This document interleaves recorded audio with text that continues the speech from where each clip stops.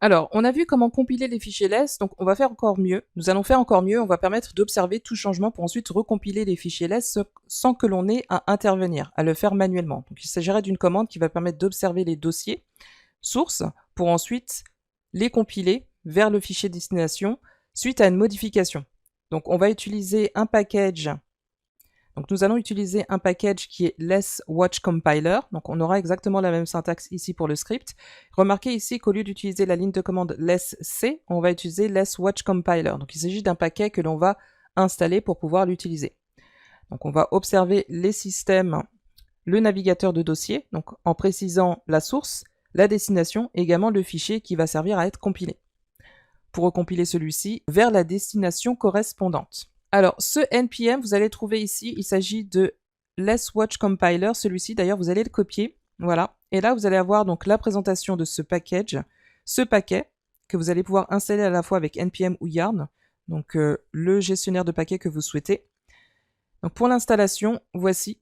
Donc pour installer celui-ci, ce paquet globalement, et ensuite l'usage, ce qui nous intéresse ici, c'est d'utiliser cette ligne de commande, less watch compiler, préciser des options si vous souhaitez, le répertoire source et ensuite le répertoire de destination.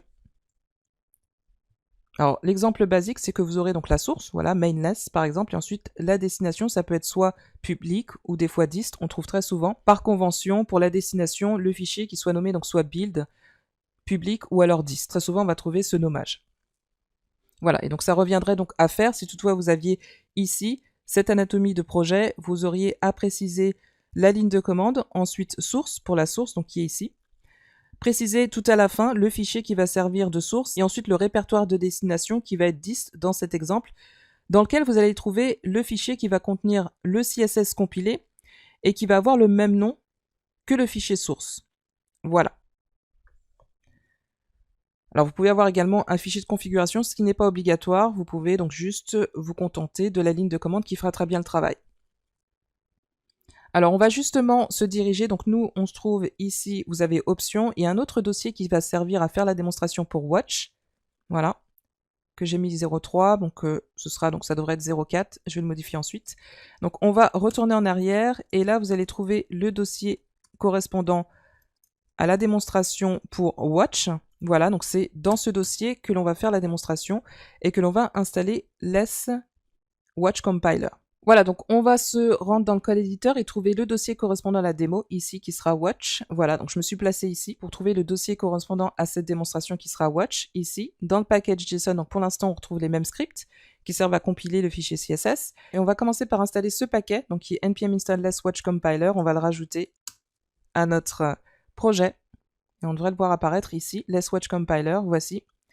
Et donc ce que l'on va faire, c'est cette ligne de commande, on va copier. Donc imaginons, on va d'ailleurs donc se calquer sur cet exemple basique. On a donc ici le projet racine, on a tout d'abord la source, ensuite la destination. Nous, ça va correspondre à public, d'accord? Et la source, on va le trouver tout simplement à la racine de notre projet. Donc il n'y aura pas trop ici de difficulté. Donc je vais copier cette ligne de commande, voilà. Je vais rajouter ici, j'aurai un nouveau script que je vais nommer watch, voilà, puisqu'il s'agit non pas seulement de compiler, mais d'observer d'abord des changements pour ensuite compiler. Voilà. Et ensuite, ce que je vais faire, c'est préciser la source qui sera ici. Je vais mettre src d'ailleurs, c'est pas mal. Donc je vais rajouter src et je vais déplacer mon input less à l'intérieur, voilà qui est fait. Et ensuite, on va préciser ici public, puisque c'est dans public que l'on va trouver, que l'on va faire référence à la version compilée du CSS. Et d'ailleurs, vous remarquez que pour le nom, ce sera différent. Je vais le nommer output et je vais aussi en profiter du coup pour changer. Maintenant, je vais faire main, puisque ça restera donc tout simplement main.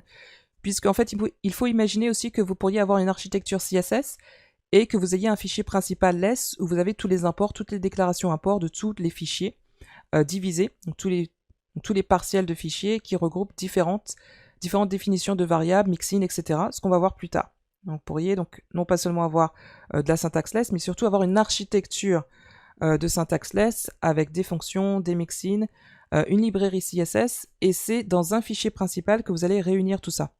Je vais changer celui-ci à main, et dans public, on va aussi avoir main. Donc je change tout ça. Donc, dans ce mécanisme-là, on va avoir ce nommage. Et dans index, je ne vais pas oublier aussi de faire référence désormais à main et non plus à output. Voilà qui est fait. Et maintenant, ce que je vais faire, c'est utiliser ma ligne de commande qui sera npm run watch. Voilà. Et donc en cas de changement, donc voilà, il m'a tout de suite généré un nouveau main CSS, très bien. Et puis en cas de changement, donc on va d'ailleurs faire un changement dans mainless. Admettons que l'on modifie. Vous allez garder un œil ici donc dans le terminal.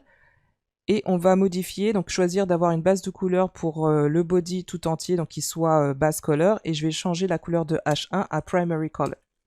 Voilà, je peux faire ça, par exemple. Ou alors décider de rester plus neutre, donc je vais faire gray. Donc ce sera la couleur gray sombre, comme ça. Voilà, donc une couleur neutre pour l'ensemble du document, et décider d'avoir... attention, j'ai une erreur de syntaxe, donc là, bon, c'est bien parce qu'il me donne les erreurs. Voilà, on modifie, voilà, c'est de nouveau compilé. Je vais avoir une couleur de base qui sera gray pour l'ensemble du document et une couleur spécifique pour le H1. Donc d'ailleurs, je préférerais base color pour le H1.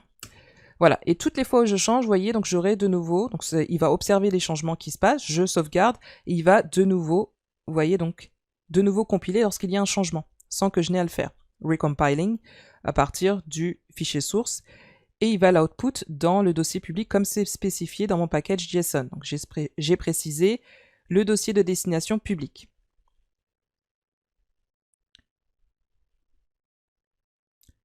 Si bien que si on ouvre maintenant l'index.html, ce sera de nouveau automatiquement compilé et avec les changements reflétés avec les changements reflétés dans le main CSS qui va s'appliquer à notre document index.html. On va faire un autre exemple avec cette fois-ci la couleur primary color. Donc je retourne dans mainless, je vais changer avec primary pour la couleur du H1.